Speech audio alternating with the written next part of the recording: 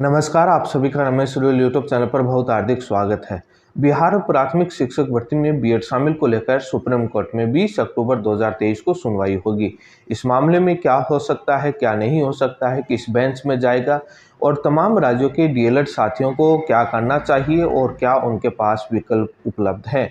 इन तमाम बातों को लेकर चर्चा करूंगा कि बिहार डीएलएड टीम क्या कर रही है, उनके लिए आप सभी को क्या करना चाहिए, चाहे मध्य प्रदेश हो, छत्तीसगढ़ हो, वेस्ट बंगाल हो, बिहार हो, अन्य तमाम राज्यों को लेकर केवीएस के विद्यार्थियों को लेकर जो केंद्रीय विद्यालय संगठन की पीआरटी के एग्जाम में जो उस समस्या को लेकर बीएड शामिल ना हो तो आपको क्या करना चाहिए, इन बातों को लेकर इस वीडियो में चर्चा करूंगा।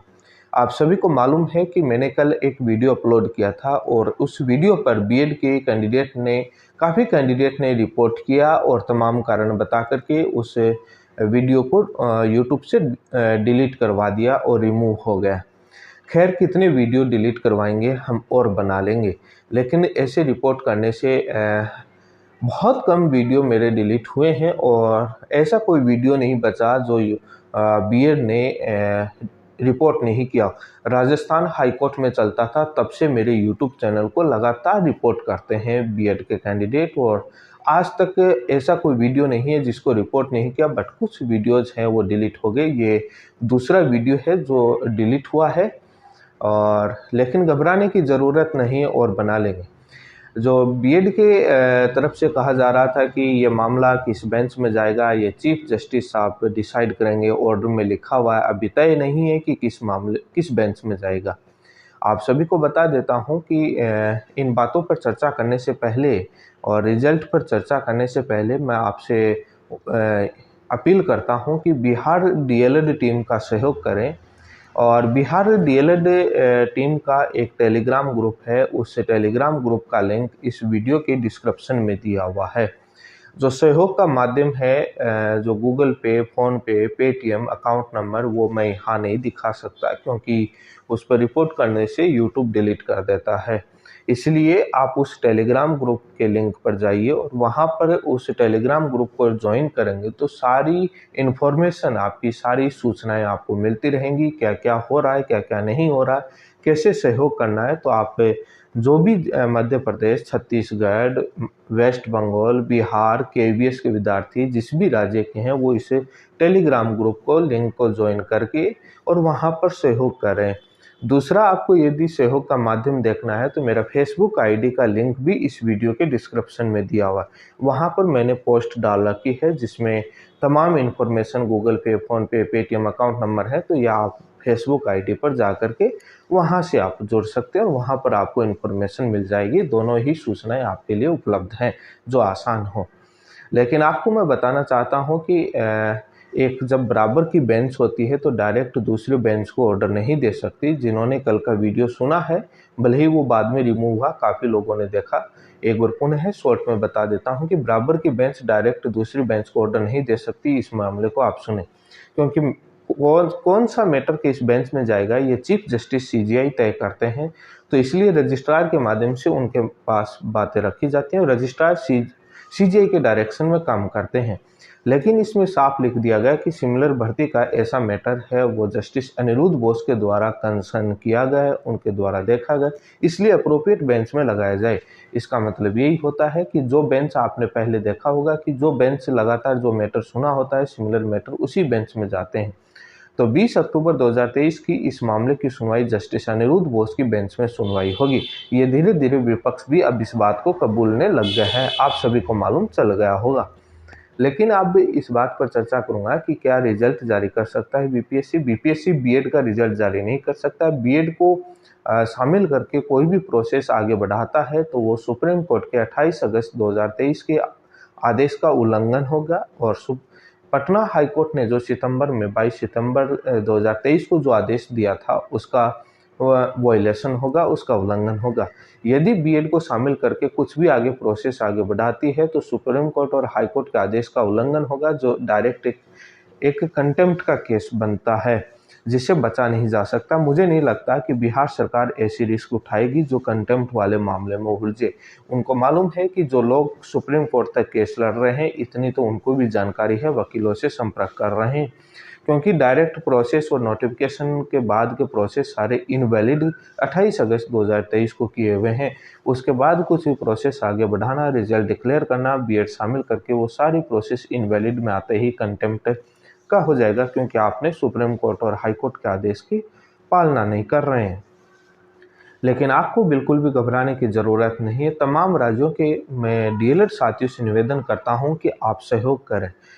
आप चाहते हैं कि 2 नहीं 3 सीनियर एडवोकेट हो, तो आपके सहयोग के माध्यम से होगा। जितना सहयोग होगा उतने सीनियर एडवोकेट आएंगे। आप चाहते हैं कि सुपर सीनियर एडवोकेट आएँ, सुपर सीनियर एडवोकेट, तो उसके लिए आपको सहयोग करना होगा। उनकी पर अपीयरेंस जो फीस है वो सभी को मालूम होती है और कितनी है। बिना पैसों के कोई वकील नहीं आता है। यदि आपका सहयोग कम रहा तो 1 सीनियर आएगा, अच्छा रहा तो 2 सहयोग आएगा, शानदार रहा आप सभी लोगों का तो 2-2 सीनियर, 3-3 सीनियर मिलेंगे, जिसमें सुपर सीनियर एडवोकेट भी मिलेगा। क्योंकि 20 अक्टूबर 2023 को होने वाली सुनवाई वो एक अंतिम सुनवाई है बिहार के लिए। इसके बाद कोई सुनवाई नहीं होगी। बीएड भी अपनी तरफ से पूरी ताकत लगा रहा है कि कैसे भी करके हम 20 अक्टूबर को जीत जाएं। और आपको मालूम है कि जब सीनियर एडवोकेट नहीं होते, मजबूत एडवोकेट का पैनल नहीं होता है, तो बीएड मिसलीड करने की कोशिश करेगा। जिस प्रकार से छत्तीसगढ़ वाले मामले में सुप्रीम कोर्ट को मिसलीड करके और एक अंतरिम राहत लेके चले गए, वैसा यहाँ भी कर सकते हैं। क्योंकि वो दीपांकर गौरव की रिट पिटीशन में क्या है और उन तमाम बातों को लेकर मैं वीडियो बना चुका हूँ। मेरे चैनल पर जाकर देख सकते हैं कौन कौन सी चीज़ें उन्होंने तथ्य हैं वो छुपाए हैं, वो नहीं दिखाए, कोर्ट से छुपा कर रखे गए, क्योंकि वो यही काम करते हैं। इसलिए अपना पैनल होना ज़रूरी है ताकि सारी चीज़ें क्लियर कर सकें। आप सभी को मालूम है कि बिहार सरकार किस साइड है। 20 अक्टूबर को उसी साइड मिलेगी जिस साइड बहुत पहले थी, क्योंकि बिहार सरकार भी आपको मालूम है कि बीएड को शामिल करना चाहती है। वो किसी भी अपने वोट बैंक की राजनीति में नुकसान नहीं पहुंचाना चाहती है। तो 20 अक्टूबर को उसी रवैये में आएगी कि प्रोसेस हमारी शुरू हो चुकी है, फैसला बाद में है, तो इसलिए अपने एडवोकेट पैनल होने ज़रूरी है मजबूती से, ताकि सभी बातों का जवाब दे सकें। आप बिहार डीएलएड टीम का सहयोग करें और बिहार डीएलएड टीम से मेरी लगातार संपर्क जारी है, लगातार चर्चाएं जारी हैं और हर पहलू पर जब एडवोकेट की ब्रीफिंग होती है तब भी हम जुड़ा हुआ होता हूँ और सारी फाइलें, सारे फैक्ट देता हूँ। लेकिन आपसे एक मैं लास्ट अपील करना चाहूँगा कि आप इस चैनल को सब्सक्राइब करें, सभी जगह वीडियो को शेयर करें। कितना वीडियो रिपोर्ट करेंगे, कितना रिपोर्ट करेंगे, सबसे उतना ही ज़्यादा आप उसको लाइक करिए और शेयर कीजिए, ताकि वो रिपोर्ट करने वाले भी थक जाएं। क्योंकि अब उनको मालूम है कि हार तो निश्चित है, तो वो यही काम करेंगे। इसलिए आप सभी मेरे चैनल को सब्सक्राइब करें, वीडियो को शेयर ज़रूर करें। आपसे एक और अंतिम अपील है कि 1 लाख सब्सक्राइबर के नज़दीक हूँ मैं, इसलिए आप उसको थोड़ा-सा 1 लाख तक पहुँचाएँ ताकि आपकी आवाज़ मजबूत हुए। मैं इसलिए ये बातें कह रहा हूँ कि आप सभी को मालूम है कि बीएड के पक्ष में ही सारे यूट्यूब चैनल बोलते हैं, डीएलएड के पक्ष में कोई नहीं बोलता है बेबाकी से। मात्र मेरे चैनल के अलावा कोई ऐसा नहीं है जो बेबाकी से डीएलएड के पक्ष में बोल रहा। तब भी मैंने ये चीज़ देखी है कि डीलर्स के साथियों को सबसे ज़्यादा गुमराह किया जाता है और उनकी डाउट क्लियर भी नहीं होती हैं और तमाम यूट्यूब पर जब खोला जाता है तो बीएड ही बीएड दिखता है। इसलिए आप इसको जितना शेयर करेंगे और जितना आप फैलाएंगे और जितनी आप यूट्यूब के सब्सक्राइब होंगे, तो वो डीलर साथी गुमराह नहीं होंगे।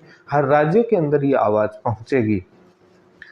बिहार सरकार के एसएलपी जो लेकर आई थी, उसको लेकर भी मैंने वीडियो बनाया था। उनके एसएलपी में क्या है, दीपांकर गौरव के रिट पिटीशन में क्या है, वो भी मैंने बताया था। आप सभी को मालूम है कि जो वो हरियाणा के अंदर डीएलएड बंद हो गई, इस बात का उन्होंने उदाहरण दिया है, आर्गुमेंट में ग्राउंड में रखा है। और हरियाणा के अंदर डीएलएड जेबीटी चालू है, इस साल एडमिशन हो रहे हैं, वहाँ का लेटर, वेबसाइट पर सब काम चालू है। इस प्रकार से ये मिसलीड करने की कोशिश करते हैं। मैं बिहार के जो मामले में 20 अक्टूबर को जो सुनवाई होगी, जो ऑर्डर होगा, वो कई राज्यों के लिए मील का पत्थर साबित होगा। केवीएस भर्ती हो, चाहे छत्तीसगढ़ की भर्ती हो, चाहे मध्य प्रदेश की, क्योंकि आप सभी को मालूम है कि बीएड ये चाहता है कि 11 अगस्त 2023 के बाद से फैसला लागू हो।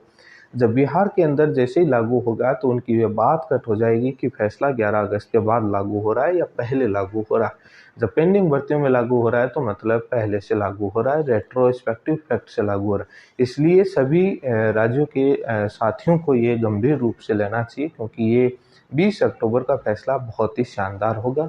आप सभी सहयोग करें, आपसे उम्मीद करता हूं। चैनल को सब्सक्राइब करें, जुड़े रखें 20 अक्टूबर की सुनवाई में क्या होता है वो, और जैसे ही कोर्ट से कोई अपडेट आती है आपको सबसे पहले इसी चैनल पर बताई जाएगी।